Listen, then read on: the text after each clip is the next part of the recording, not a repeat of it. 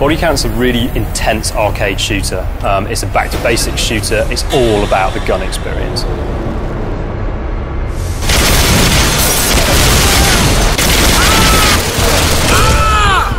I'm Bodycount's game director. That means I'm responsible for the vision.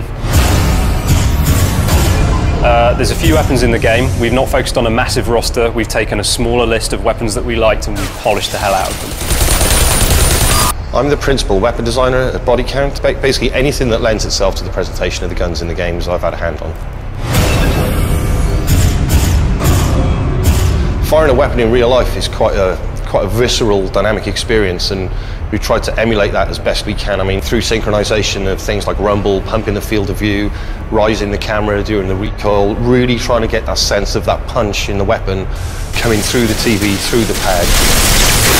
As part of the level design team on Bodycount, my job is primarily to help design and build the environment that the gameplay takes place in. For me as a designer, it's quite an important thing for the player to feel like they have a choice. And so, yeah, the weapons are big, they're very strong, pretty angry, and there's quite a lot of nuance in them. So we're really trying to get the player to understand them and, you know, come to find their favorites. My favorite weapon in there would probably be the shotgun.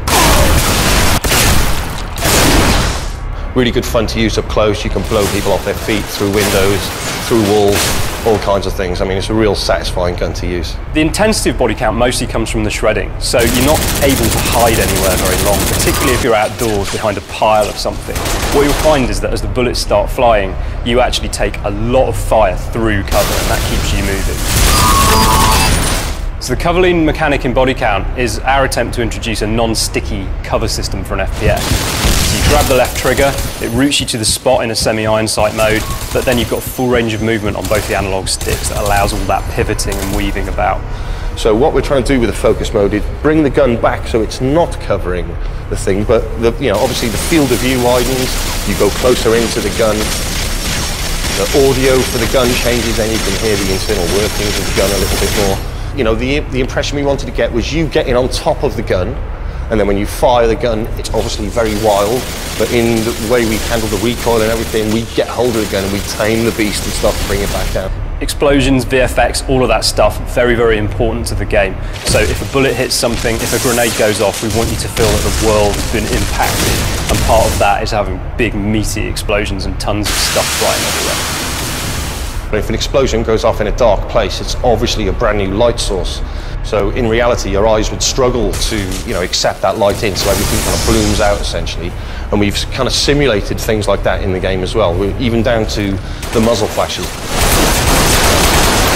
My favourite weapon is actually one of the ones we've invented for the target, who are the bad guys in the game. We've taken some real-world style technology. It's basically a portable railgun called the Kaluka, and we've completely fantasised it. So we've created a really powerful and brutal weapon that's very, very effective. For me personally, it's got to be the shotgun every time. It forms two roles. Firstly, it's brilliant for shredding, especially in multiplayer. It's really useful for getting through those walls quickly. But also, if you've got an enemy between you and that wall, you'll blow them straight through. You know, we've definitely done something that is different to everything else out there. It's dynamic, it's fun.